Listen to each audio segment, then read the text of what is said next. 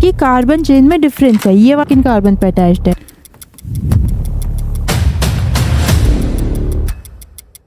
Hello everyone, welcome to Horizon Academy. My name is Arushi Gupta और आज की क्लास में हम पढ़ने वाले हैं आइसोमेरिज्म। लास्ट क्लास में हमने देखा था आईयूपीएसी नेम एंड हमने सारे आईयूपीएसी नेम्स पढ़ लिए थे एंड हमारा आईयूपैक नेम कंप्लीट हो गया है। अब आज की क्लास में हम पढ़ेंगे आइसोमेरिज्म। देखते हैं कि ये क्या होता है। Isomerism is nothing but isomers and isomers वो कंपाउंड्स होते हैं जिनके पास सेम मॉलिक्यूलर फार्मूला होता है बट डिफरेंट स्ट्रक्चर। तो isomers are compounds having same molecular formula but different structure. इसे हम एग्जांपल से समझते हैं। फॉर एग्जांपल,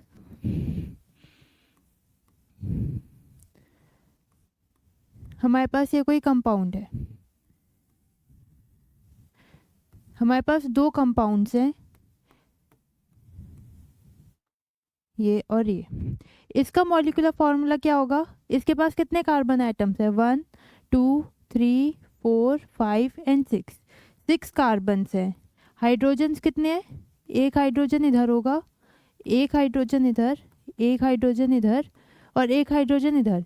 इस कार्बन के पास कोई हाइड्रोजन नहीं होगा क्योंकि इसके 4 बॉन्ड्स ऑलरेडी कंप्लीटेड है, 1 2 3 4। और इस कार्बन के पास भी कोई हाइड्रोजन नहीं होगा क्योंकि इसके भी 4 बॉन्ड्स ऑलरेडी कंप्लीटेड है। तो हमारे पास 4 हाइड्रोजन्स है और 2 क्लोरीन। तो ये हो गया इसका मॉलिक्यूलर फार्मूला। और इस कंपाउंड का मॉलिक्यूलर फार्मूला देखिए अगर, तो एक कार्बन, 2 3 4 5 और 6 कार्बन है C6 और हाइड्रोजन्स कितने हैं? 1 2 3 और 4 हाइड्रोजन्स है और 2 क्लोरीन है। तो दोनों का मॉलिक्यूलर फार्मूला सेम है, C6H4Cl2 और इसका भी यही है। लेकिन अगर हम स्ट्रक्चर ध्यान से देखें तो इनका स्ट्रक्चर अलग अलग है।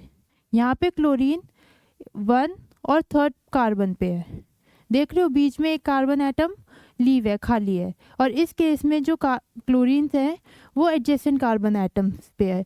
तो इनका स्ट्रक्चर अलग अलग है लेकिन मॉलिक्यूलर फार्मूला सेम है। तो हम ये बोलेंगे कि ये दोनों कंपाउंड्स क्या हैं? ये दोनों कंपाउंड्स आइसोमर्स है। तो आइसोमर्स वो मॉलिक्यूल्स या वो कंपाउंड्स होते हैं जिनका मॉलिक्यूलर फार्मूला तो सेम होता है लेकिन जो है स्ट्रक्चर अलग अलग होता है। तो आपको बस ये याद रखना है कि आइसोमर्स आर कंपाउंड्स या फिर molecules having same molecular formula but different structure. एक आध एग्जांपल और देखते हैं, उससे आपको और क्लियर होगा।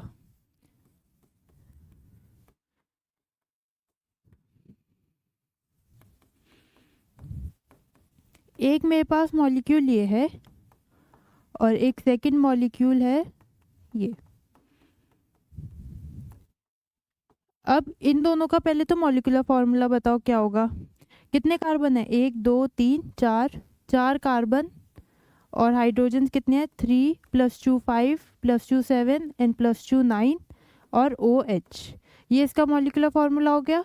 या फिर आप इसको ऐसे भी लिख सकते हो, C4H10O। एक ही बात है, दोनों ही सही है। इसका मॉलिक्यूलर फार्मूला देखते हैं। 1 2 3 4 कार्बन, हाइड्रोजन्स कितने हैं?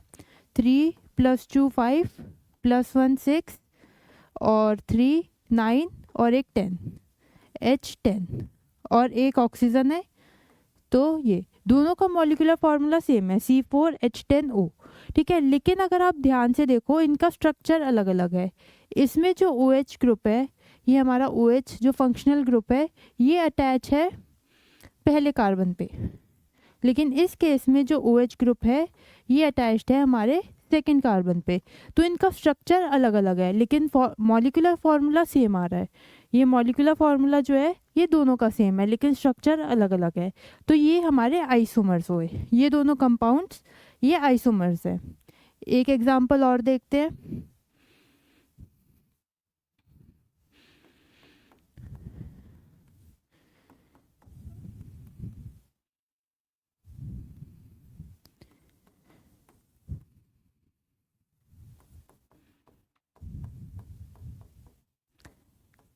सपोज ये दोनों मॉलिक्यूल्स है, इसका मॉलिक्यूलर फार्मूला क्या है? C3 3 C है, कितने हाइड्रोजन्स है? 3 और 6 H6O। इसका मॉलिक्यूलर फार्मूला C3H6O।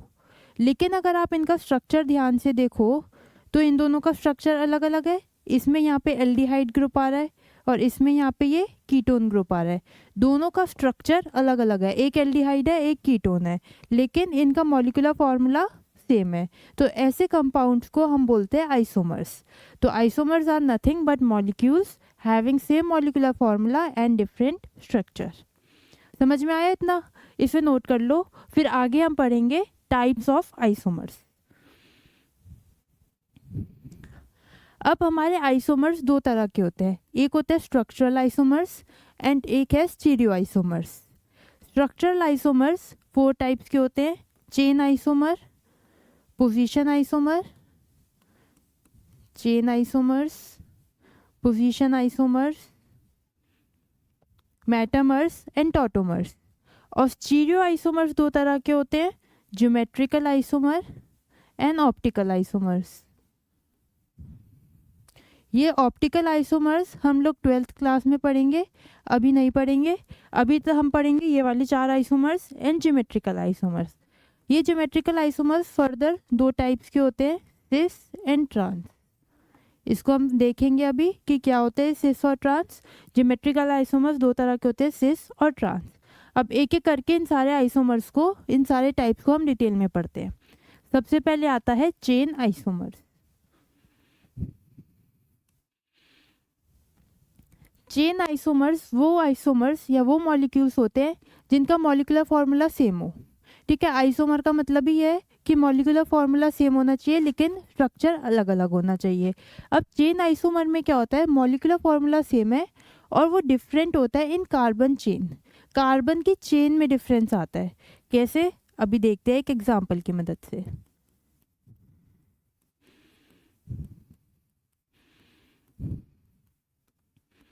सपोज मेरे पास ये कंपाउंड है, क्या नाम है इस कंपाउंड का?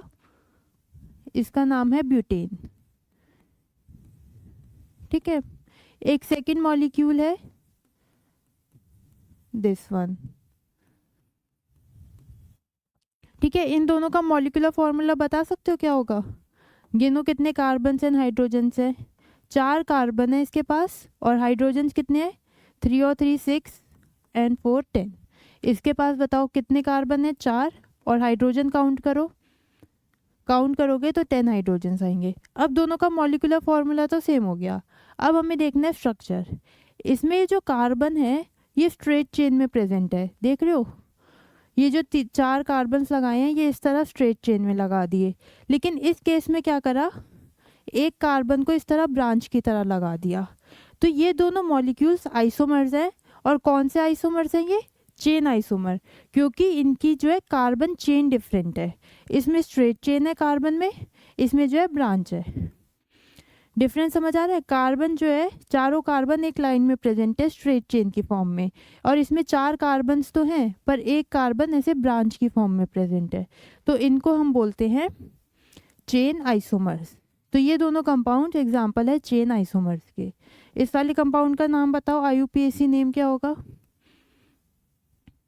इसका IUPAC नेम होगा 2-मिथाइल प्रोपेन।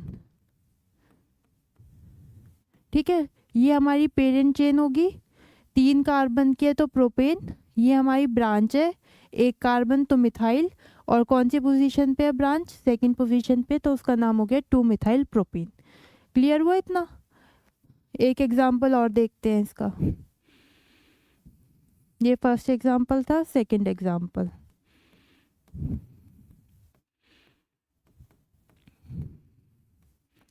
अब इस बार मैंने लिया है ये पेंटेन, इसमें 5 कार्बन्स हैं।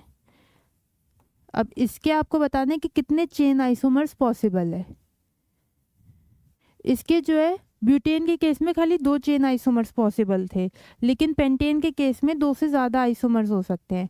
कैसे? देखो, एक तो मैंने क्या करा, 5 कार्बन्स को इस तरह स्ट्रेट चेन में लगा दिया, और मैं क्या कर सकती हूँ कि इनको जो है इस तरह लगा दिया। ठीक है, और क्या कर सकते हैं,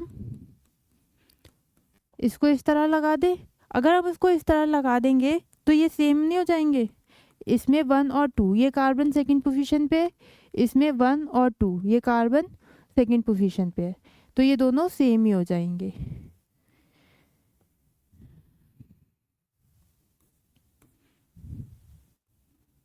इस वजह से पेंटेन के दो ही आइसोमर्स पॉसिबल है, चेन आइसोमर्स। कौन कौन से? एक ये and second one is this.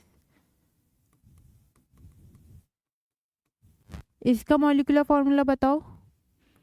C5H12। और इसका मॉलिक्यूलर फॉर्मूला C5H, काउंट करो, 12 भी आने चाहिए। 3 3 और 3 9 और 2 11 और एक 12। तो दोनों का मॉलिक्यूलर फॉर्मूला सेम है लेकिन स्ट्रक्चर अलग है, तो ये आइसोमर है। अब स्ट्रक्चर में डिफरेंस क्या है? कार्बन चेन में। इसकी कार्बन चेन स्ट्रेट है, इसमें जो है ब्रांच प्रेजेंट है, तो इनको हम बोलेंगे चेन आइसोमर्स। और देखते हैं एग्जाम्पल।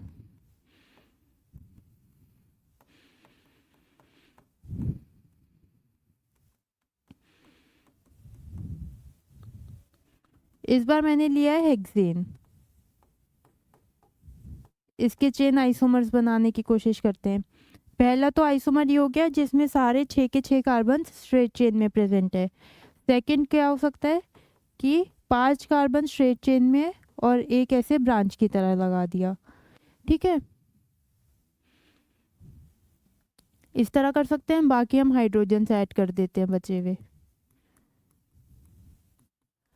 एक थर्ड क्या हो सकता है? ये। अब ये दोनों डिफरेंट है। कैसे?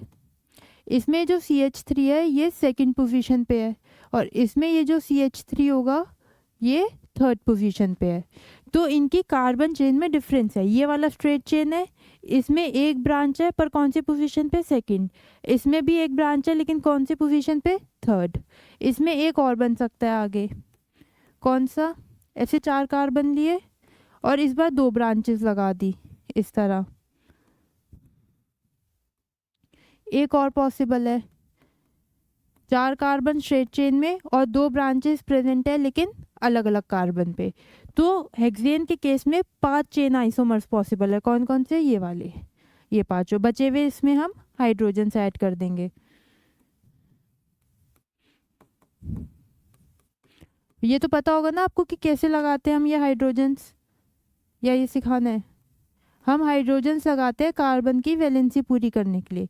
अगर हम सपोज ये वाला कार्बन देखें, इसने कितने बॉन्ड बना रखे हैं? 1 2 और 3। और हमें पता है कार्बन 4 बॉन्ड्स बनाता है, तो अभी एक बॉन्ड कम है ना, तो हमने एक हाइड्रोजन लगा दिया। अगर 2 बॉन्ड्स कम होते तो 2 हाइड्रोजन लगा देते। इस कार्बन ने कितने बॉन्ड बना रखे हैं? 1 2 और 3, इसलिए एक हाइड्रोजन और लगा दिया ताकि कार्बन के 4 बॉन्ड्स पूरे हो जाए। ठीक है, तो ये हमारे चेन आइसोमर्स हैं हेक्सेन के।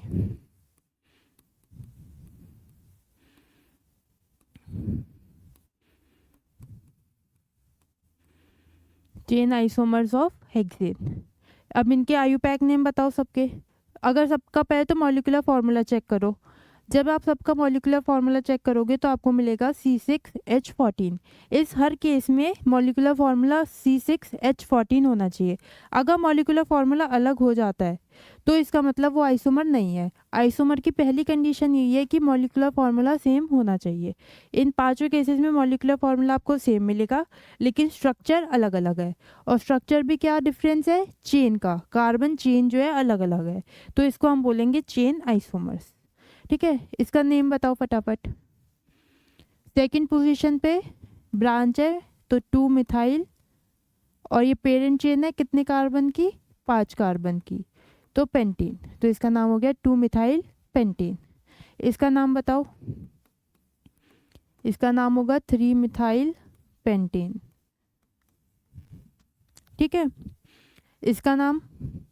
इस बार इसमें 2 ब्रांचेस प्रेजेंट है, एक ये और एक ये, और ये हमारी पेरेंट चेन है। इस ब्रांच का क्या नाम है? मिथाइल। और इस ब्रांच का क्या नाम है? मिथाइल। अब जब सेम ब्रांच 2 बार प्रेजेंट होती है तब हम क्या करते हैं? वर्ड डाई लगा देते हैं। हम लिख देंगे डाई मिथाइल। डाई मतलब 2 बार मिथाइल है। पेरेंट चेन क्या है? ब्यूटेन, तो हमने लिख दिया ब्यूटेन। अब इसकी मिथाइल की पोजीशन बतानी है। नंबरिंग इस साइड से करी 2, हम 2 बार 2 लिखेंगे 2 2, क्योंकि ये मिथाइल ग्रुप जो है सेकंड पोजीशन पे है दोनों। इसमें देखो ये ब्रांच है, अब इस हाइड्रोजन को ब्रांच मत मान लेना, ठीक है। ये हाइड्रोजन हम यहाँ पे भी लिख सकते हैं ऐसे, और ऊपर से हटा देते हैं यहाँ से। तो हाइड्रोजन को ब्रांच मत मानना, ब्रांच जो है कार्बन चेन को ही माना जाता है। तो ये हमारी पेरेंट चेन हो गई ब्यूटेन। 2 बार मिथाइल है तो डाई मिथाइल, और कौन सी पोजीशन पे है, 1 2 3 और 4, तो 2,3 डाई मिथाइल ब्यूटेन, ठीक है। ये इसका आयुपैक नेम हो गए। तो ये थे हमारे चेन आइसोमर्स। अब नेक्स्ट आइसोमर पढ़ते हैं। ये तो थे हमारे चेन आइसोमर्स, ठीक है। इसे नोट कर लो पहले,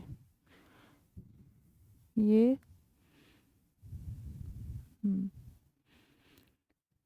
ये पूरा नोट कर लो। फिर नेक्स्ट आइसोमर्स पे चलते हैं, पोजीशन आइसोमर्स।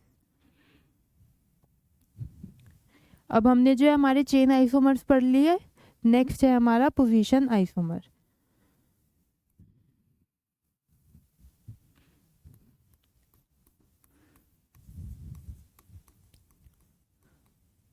पोजीशन आइसोमर्स,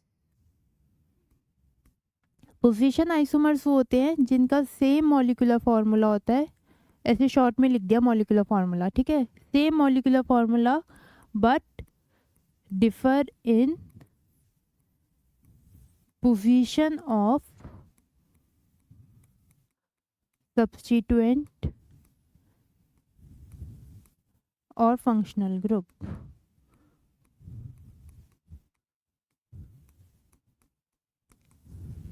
ये जो है डिफर करते हैं इन position of functional group.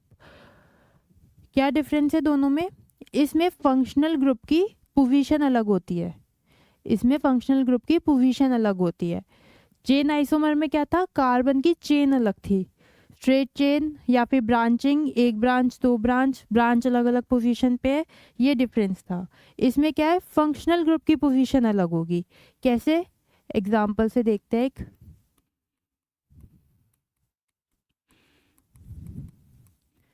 Suppose मेरे पास ये कोई कंपाउंड है, क्या नाम है इसका, इसका नाम है ब्यूटेन 1 ऑल। इसमें जो OH ग्रुप है ये फर्स्ट कार्बन पे अटैच्ड है, ठीक है। एक सेकंड मॉलिक्यूल है मेरे पास, ये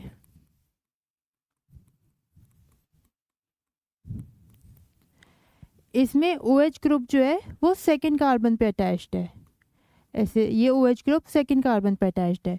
OH हमारा फंक्शनल ग्रुप है, कौन सा फंक्शनल ग्रुप है, अल्कोहल। अब जो है अल्कोहल इसमें फर्स्ट कार्बन पे है और इस केस में सेकंड कार्बन पे है, तो ये दोनों जो हैं पोजीशन आइसोमर्स है। अगर आप इनका मॉलिक्यूलर फार्मूला देखो तो वो सेम आएगा, 1 2 3 4 कार्बन है, हाइड्रोजन हमारे पास 3 +2 5 +2 7 +2 9 और एक 10 और O। इसका मॉलिक्यूलर फार्मूला भी यही आएगा, C4H10O। दोनों का मॉलिक्यूलर फार्मूला सेम है लेकिन स्ट्रक्चर अलग अलग है। और डिफरेंस क्या है स्ट्रक्चर में, पोजीशन ऑफ फंक्शनल ग्रुप, इसमें फंक्शनल ग्रुप फर्स्ट कार्बन पे है और इसमें फंक्शनल ग्रुप सेकंड कार्बन पे है, तो इसलिए ये दोनों हमारे हो गए पोजीशन आइसोमर्स। थोड़े से एग्जांपल्स और देखते हैं।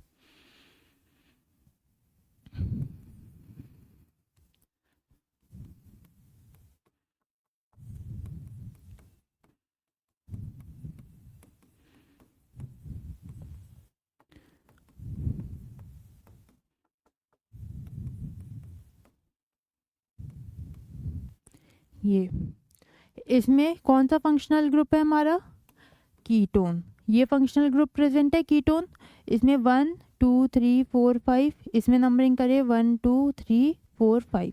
इसमें कीटोन सेकंड पोजीशन पे है और इसमें कीटोन थर्ड पोजीशन पे है, तो हमारा फंक्शनल ग्रुप अलग अलग पोजीशन पे है। तो ये हो गए हमारे पोजीशन आइसोमर्स। और अगर आप इसका मॉलिक्यूलर फार्मूला देखो तो सेम आएगा, 1 2 3 4 5 C5। हाइड्रोजन काउंट करो फटाफट कितने होंगे, 3 10 और एक O, ये भी C5H10O। तो मॉलिक्यूलर फार्मूला सेम है लेकिन फंक्शनल ग्रुप की पोजीशन अलग है, तो ये हो गए हमारे पोजीशन आइसोमर्स। इसे नोट करो, फिर आगे चलते हैं फटाफट। तो आपको डिफरेंस समझ में आया, position isomers and chain isomers में, पोजीशन आइसोमर्स में कार्बन चेन डिफरेंट होती है। पोजीशन आइसोमर में फंक्शनल ग्रुप की पोजीशन अलग होती है, लेकिन चेन आइसोमर्स में कार्बन की चेन में डिफरेंस आता है। ये जैसे हमने पेंटेन देखा था, इसके हमने 2 आइसोमर्स बनाए थे, इसका एक आइसोमर और बन सकता है। कौन सा? ये देखो, अगर मैं इसको इस तरह बना दूं तो इस केस में इसका मॉलिक्यूलर फॉर्मूला क्या होगा? C5 और कितने H है? 3 और 3 और 3 6 और 3 9 एंड 3 12, C5H12। इसका भी C5H12 था, इसका भी C5H12 था, तो मॉलिक्यूलर फॉर्मूला सेम आया, लेकिन स्ट्रक्चर अलग हो गया, तो इसको भी हम चेन आइसोमर बोल सकते हैं। तो पेंटेन के 3 चेन आइसोमर्स होते हैं, ये एंड ये। इसका आयुपैक नेम है पेंटेन। इसका आयुपैक नेम बताना। इसका आयुपैक नेम होगा 2 मिथाइल ब्यूटेन और इसका आयुपैक नेम 2 डाइमिथाइल प्रोपेन। अब इनके कॉमन नेम्स भी होते हैं जो आपको एज इट इज याद करने पड़ेंगे, धीरे धीरे प्रैक्टिस से आपको आ जाएगा समझ। इसका कॉमन नेम है एन पेंटेन। एन मतलब नॉर्मल स्ट्रेट चेन। अगर कोई भी चीज़ नॉर्मल स्ट्रेट चेन में होगी तो उसके आगे हम लगा देते हैं एन पेंटेन। ये इसका कॉमन नेम है। आयुपैक नेम तो पेंटेन है। इसका आयुपैक नेम क्या था? 2 मिथाइल ब्यूटेन। लेकिन अगर हम इसके कॉमन नेम की बात करें तो इसका कॉमन नेम है आइसोपेंटेन। आइसोपेंटेन। हमने ये ISO वर्ड लगा दिया, क्यों? क्योंकि सेकंड पोजीशन पे ब्रांच है। जब भी सेकंड पोजीशन पे ब्रांच होगी तो उसको हम बोलते हैं आइसोपेंटेन, और इसका कॉमन नेम होगा नियोपेंटेन।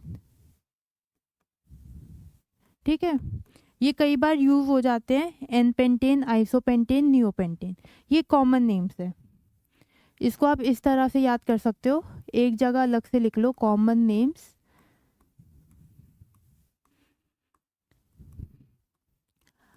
अगर कोई भी चीज़ स्ट्रेट चेन में है इस तरह से तो हम वर्ड यूज़ करते हैं एन।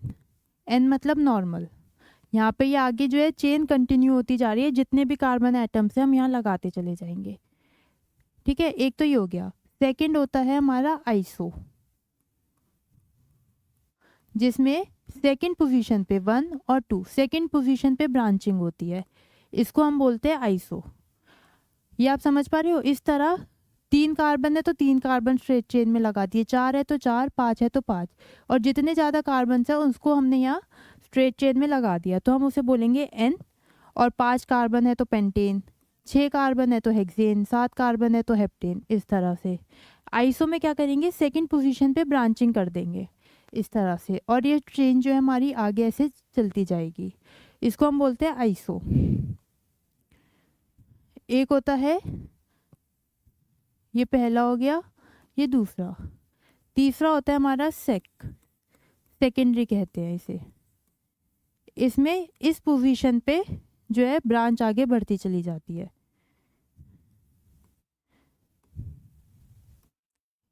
इसको हम बोलते हैं सेक। देन हमारा फोर्थ होता है नियो, एंड एक फिफ्थ होता है टर्शरी। टर्ट लिखते हैं उसके आगे। नियो इज दिस, कि इसमें सेकंड कार्बन पे एक ब्रांच थी, इसमें सेकंड कार्बन पे 2 ब्रांचेस हैं, तो उसको हम बोलते हैं neo. And tertiary is this, इसको हम बोलते हैं टर्शरी।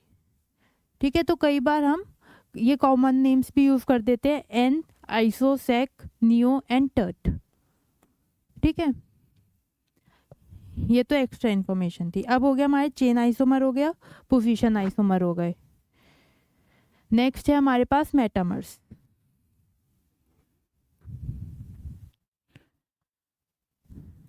नेक्स्ट है मेटामर्स।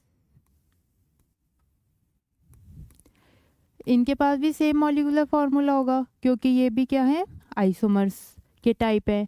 लेकिन डिफर क्या होगा, इसमें क्या डिफरेंट होगा? They differ in alkyl chain on both sides of functional group। Functional group की दोनों साइड जो कार्बन की चेन होती है उसमें डिफरेंस आता है। कैसे? एल्काइल चेन बोलो या फिर कार्बन चेन बोलो, आप इसको एल्काइल चेन लिख सकते हो या कार्बन चेन, एक ही बात है। यूजुअली ये ईथर्स में देखने को मिलता है, ईथर्स, एस्टर्स और कीटोन्स, यूजुअली ये इन तीनों कंपाउंड्स में देखने को मिलता है। एग्जाम्पल से समझते हैं। ईथर्स क्या होते हैं? ईथर होता है हमारा ROR ग्रुप, बीच में ऑक्सीजन और दोनों तरफ कार्बन।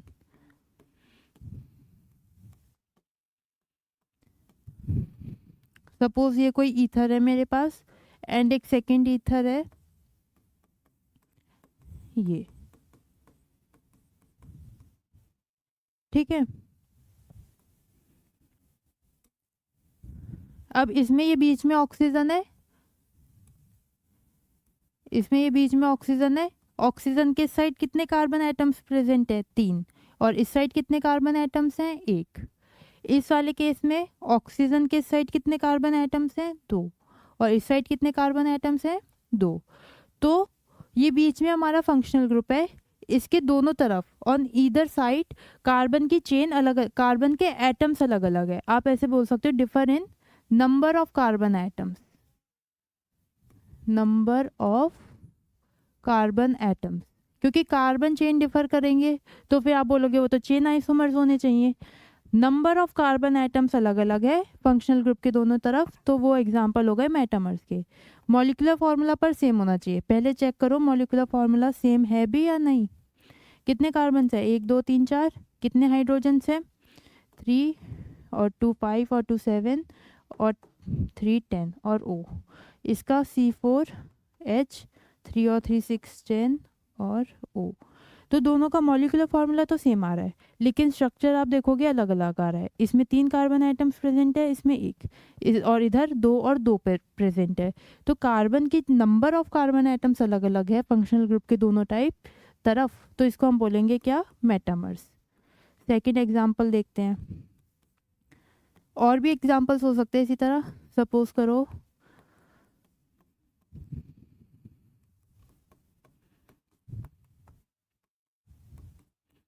एक कंपाउंड ये लिया मैंने और एक कंपाउंड मैंने लिया,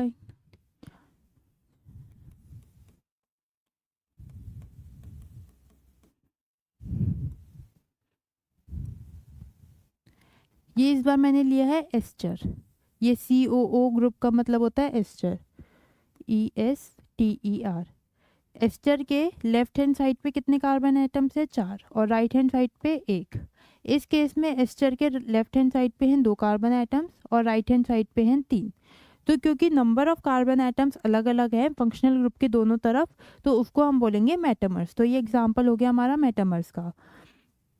और मॉलिक्यूलर फार्मूला सेम होना चाहिए। गिनो मॉलिक्यूलर फार्मूला, 1 2 3 4 5 और 6 कार्बन है। C6H कितने हैं? 3 2 5 7 9 और 3 12 और 2 ऑक्सीजन। इसका मॉलिक्यूलर फार्मूला भी C6H12O आना चाहिए। तो ये हमारे एग्जाम्पल्स हो गए मेटामर्स के। अब एक एग्जाम्पल ये देखो,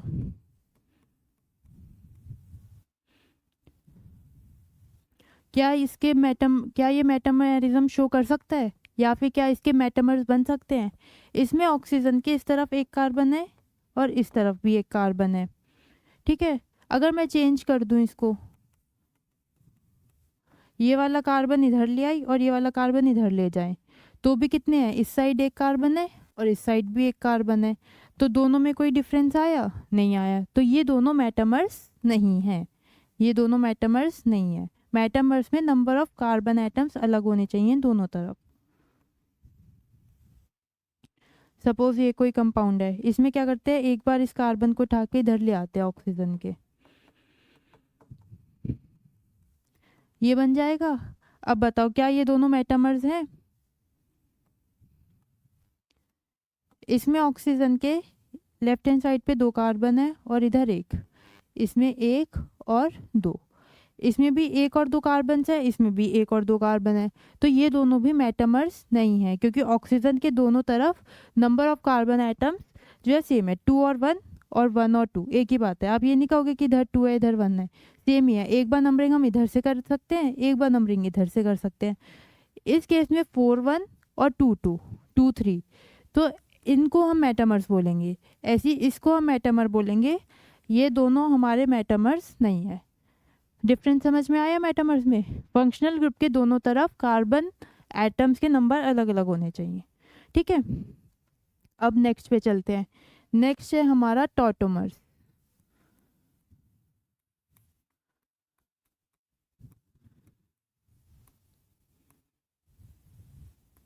इसके अंदर एक स्पेशल टाइप होती है जिसको हम बोलते हैं कीटो इनॉल टॉटोमर्स, या फिर टॉटोमेरिज्म, एक ही बात है। अब ये बाकी जो अभी तक हमने आइसोमर्स पढ़े उनसे अलग है। क्या अलग है इसमें? ये देखो, सपोज करो मेरे पास कोई इस तरह से कंपाउंड है,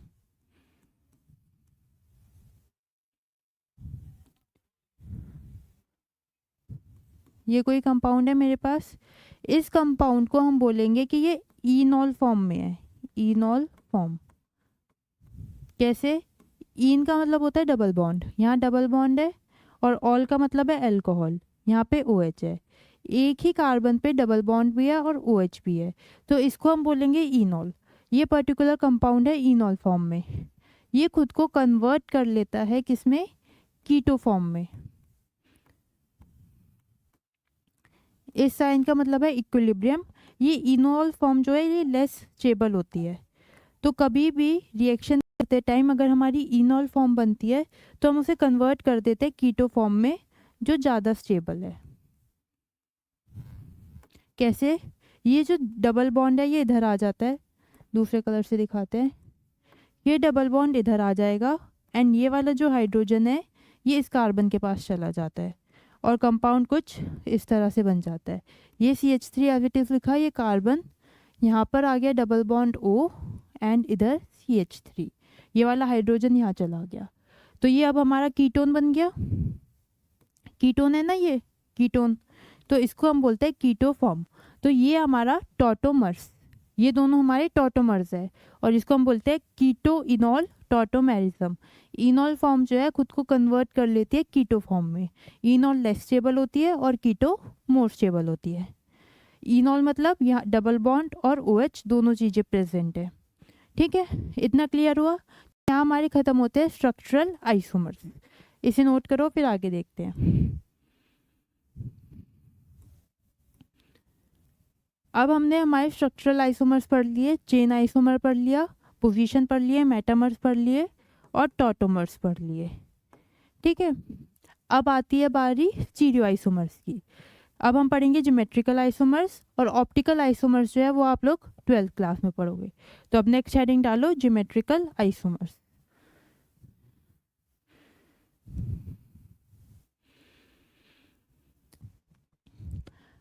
अब नेक्स्ट हेडिंग आती है हमारी ज्योमेट्रिकल आइसोमर्स।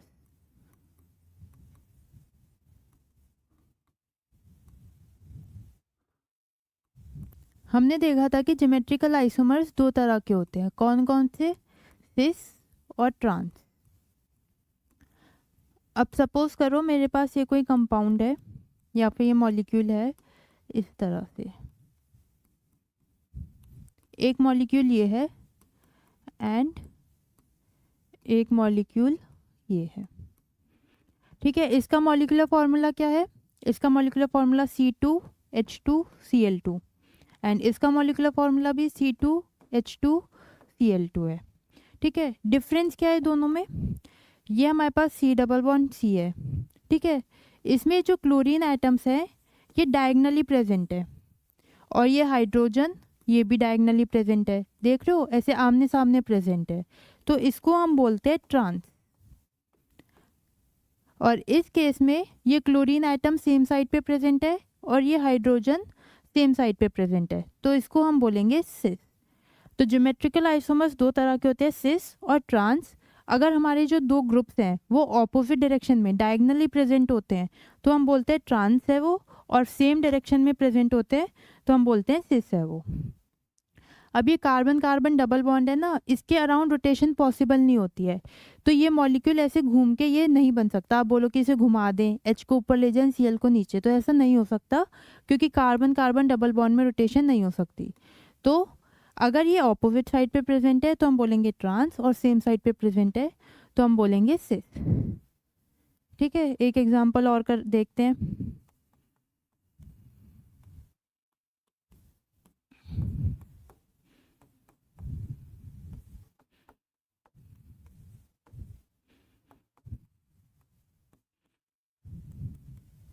ये कौन सा कंपाउंड, कौन सा आइसोमर है, सिस या ट्रांस?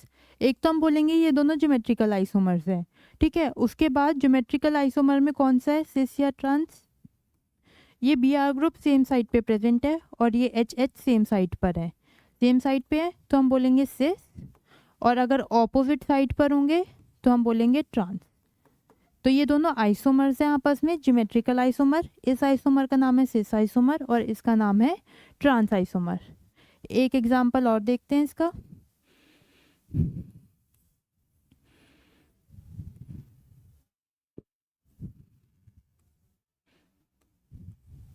ये है, इसमें आपको बताना है कि ये सिस आइसोमर है या फिर ट्रांस आइसोमर है, बस इतना ही बताना है इसमें। इसमें आपको यहाँ पे ये कार्बन कार्बन डबल बॉन्ड दिख रहा है, ये कार्बन कार्बन डबल बॉन्ड, इधर क्लोरीन इधर क्लोरीन, सेम साइड पे प्रेजेंट है, इधर कार्बन और इधर कार्बन। क्योंकि ये दोनों सेम साइड पे प्रेजेंट है, डायगनली नहीं प्रेजेंट। अगर क्लोरीन इधर होता तो डायगनली होता, अभी डबल बॉन्ड के सेम साइड पे प्रेजेंट है। ये देख पा रहे हो आप, ये अगर हमारा डबल बॉन्ड है तो दोनों क्लोरीन ऊपर हैं और दोनों हाइड्रोजन नीचे हैं। इस केस में ये डबल बॉन्ड है, एक क्लोरीन ऊपर है और एक क्लोरीन नीचे है, तो ये ट्रांस हो गया, ये सिस। इसमें हमारा डबल बॉन्ड इस तरह से है, दोनों क्लोरीन इस साइड प्रेजेंट है राइट हैंड साइड पे, तो सिस। और अगर एक राइट हैंड साइड पे एक लेफ्ट हैंड साइड पे होता तो हम बोलते ट्रांस। तो ये हमारा है सिस आइसोमर। एक लास्ट एग्जांपल और देखते हैं इसका।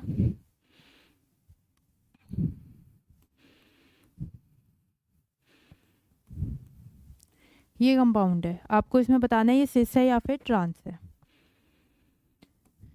ये हमारा कार्बन कार्बन डबल बॉन्ड है और यहाँ पे क्या होगा, ये CH3 जब कुछ नहीं लगा, और इधर भी CH3। इसमें ये कार्बन कार्बन डबल बॉन्ड, इधर CH3 और इधर CH3। अब ये डबल बॉन्ड है, एक CH3 ऊपर है और एक CH3 नीचे, तो कौन सा आइसोमर हुआ, ये ट्रांस। इस केस में ये डबल बॉन्ड है और दोनों CH3 नीचे की साइड प्रेजेंट है, तो ये हो गया हमारा सिस आइसोमर।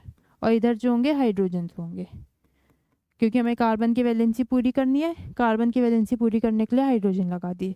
तो ये थे हमारे ज्योमेट्रिकल आइसोमर्स। ठीक है, तो आज हमने आइसोमेरिज्म सीखे। आइसोमर्स दो तरह के होते हैं, स्ट्रक्चरल और स्टीरियो, उनके टाइप्स सीखे। आज की क्लास के लिए इतना ही। Thank you very much for watching.